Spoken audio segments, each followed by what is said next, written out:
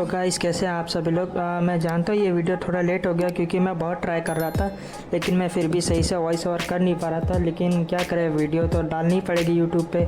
तो मैं आज आपको कुछ ऐसी चीज़ें बताने वाला हूँ जिससे आप अपना पीसी मतलब हल्का सा मतलब थोड़ी इसकी परफॉर्मेंस बेटर कर सकते हैं। मैं ये नहीं कहूँगा कि दूसरे यूट्यूबर्स की तरह कि हाँ एकदम ही गेमिंग पीसी हो जाएगा, लेकिन एक ठीक ठाक हो जाएगा।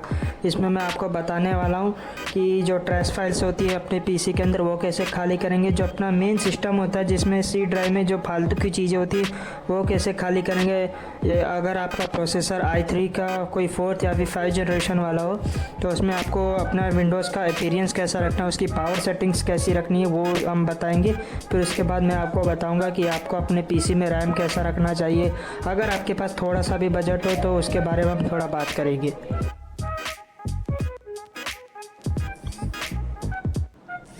तो हम आ गए अपने पीसी के ऊपर। यहाँ पे आप देख सकते हैं सबसे पहले आपको Windows+R दबाना है यहाँ पे।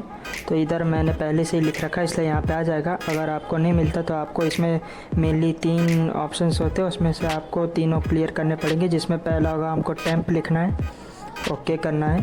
फिर यहाँ पर जितनी भी फाइल्स है उसको ऑल सिलेक्ट करके डिलीट कर देना है।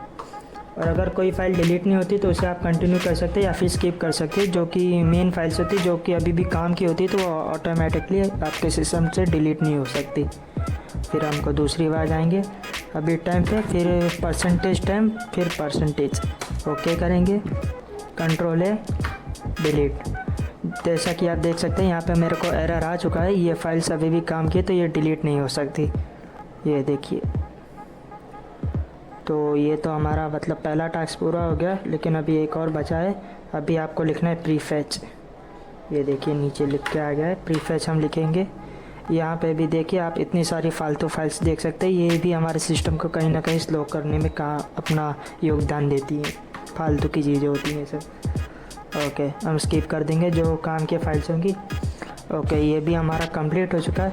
अब हमारा सेकंड टास्क होगा कि मतलब हम अपना अपीयरेंस, जो विंडो का अपीयरेंस होता है, जिन जैसे कि किसी के पीसी के अंदर रैम हो कम हो या फिर प्रोसेसर कम हो या फिर उनका इतना पावरफुल पीसी ना हो, तो उनके लिए क्या सेटिंग बेस्ट रहेंगी।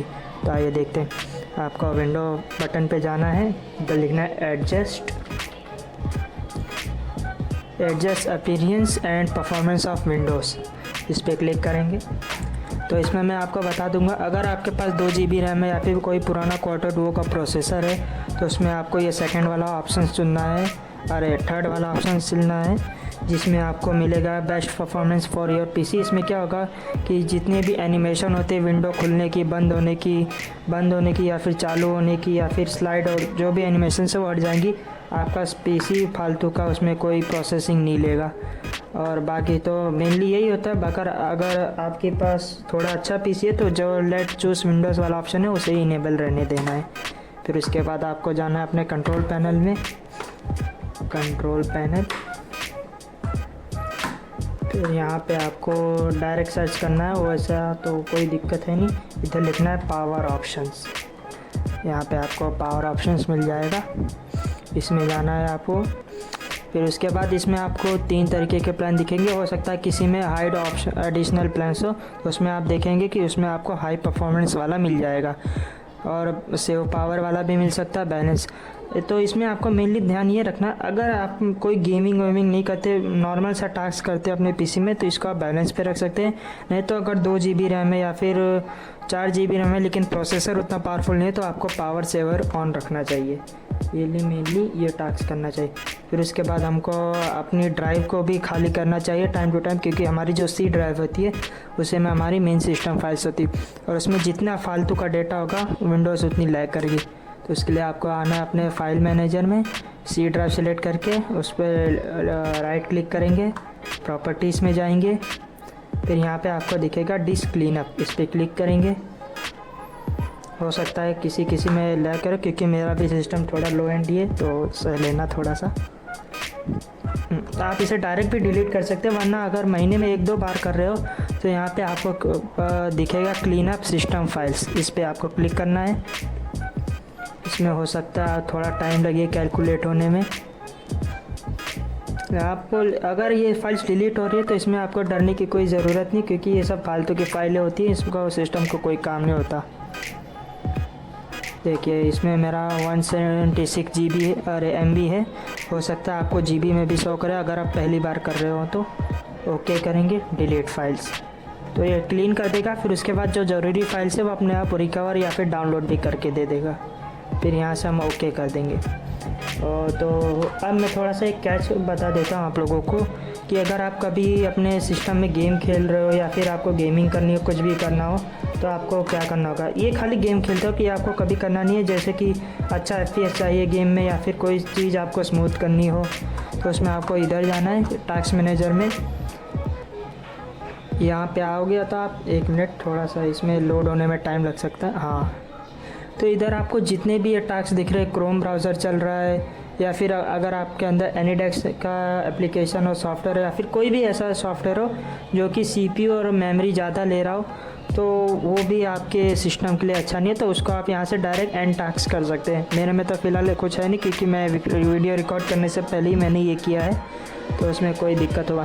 ये आपको तभी करना है जब आप कभी गेम खेलने वाले हो, बाकी तो इसका कोई ज़्यादा काम है नहीं।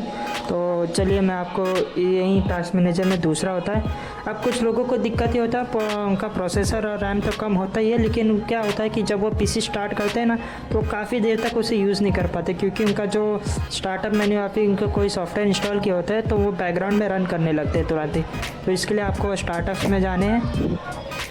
यहाँ पे जितने भी मतलब सॉफ्टवेयर आ रहे हैं, ये विंडो सिक्योरिटी नोटिफिकेशन को छोड़ के आपको सारे सॉफ्टवेयर्स को मतलब ये डिसेबल कर देना है, क्योंकि ये क्या करते हैं, जैसे ही आपका PC चालू होता है ये भी रन होना शुरू करता है। जैसे कि स्टीम वो अपने आप को अपडेट करने के लिए चेक करता रहता है, या फिर आप ले सकते हैं एपिक गेम्स, वो भी अपडेट करने के लिए, या फिर कोई भी थर्ड पार्टी सॉफ्टवेयर होगा, कुछ भी होगा, तो वो भी अपने आप को रन करने के लिए पहले से ही चालू हो जाते हैं। तो इसे भी आप बंद कर देंगे तो आपके PC के लिए काफ़ी अच्छा होगा।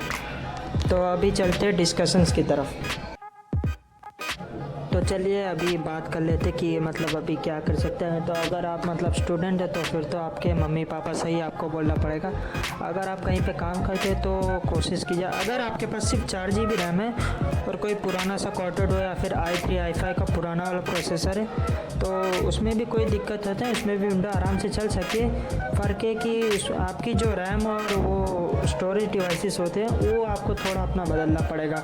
अगर आपके पास थोड़ा सा बजट है तो 4 GB की जगह उसमें 8 GB रैम कर दीजिए, क्योंकि आजकल तो ज़्यादातर रैम तो विंडोज़ ही खा लेती है। और अगर आप थोड़ा गेमिंग वेमिंग में भी हैं तो मैं आपको यही प्रेफर करूँगा, तो एक ग्राफिक कार्ड ले लीजिए, क्योंकि ग्राफिक कार्ड भी कई मायनों में PC की परफॉर्मेंस को और जो उसके विजुअल्स होते हैं, मेरे को पर्सनली ऐसा लगता है कि वो उसके विजुअल्स को थोड़ा अच्छा दिखाता है ग्राफिक कार्ड। बाकी अगर आपका सिस्टम फिर भी स्लो वर्क कर रहा है, कि हो सकता है कि आपकी जो हार्ड ड्राइव है, हार्ड डिस्क हो, वो स्लो कर रहे हो, तो मैं आपको एक रिकमेंडेशन दूंगा कि आप जहाँ तक है कि अगर बजट ना भी हो तो भी मतलब थोड़ा ट्राई कीजिए कि एक SSD ले लीजिए जिसमें आप अपना सिस्टम इंस्टॉल कीजिए, क्योंकि SSD क्या होता है, वो हार्ड डिस्क के कंपेयर भी ज़्यादा मतलब वो अच्छी परफॉर्मेंस होती है, उसकी लोडिंग स्पीड भी अच्छी होती है। तो इसलिए मैं आपको प्रेफर करूँगा कि एक अच्छी सी SSD ले लीजिए, सैमसंग या फिर कोई भी कंपनी की लीजिए, लेकिन वो आपकी जो मेन C ड्राइव होती है उसको आपको SSD में ही रखनी होगी, ताकि आपका PC मतलब थोड़ा बेटर परफॉर्मेंस आपको दे पाए। चलिए तो हमारा वीडियो यहीं ख़त्म होता है। कोशिश कर रहा हूँ कि मतलब थोड़ी इम्प्रूवमेंट लाओ और रेगुलर वीडियो करूँ, बाकी आगे देखते हैं।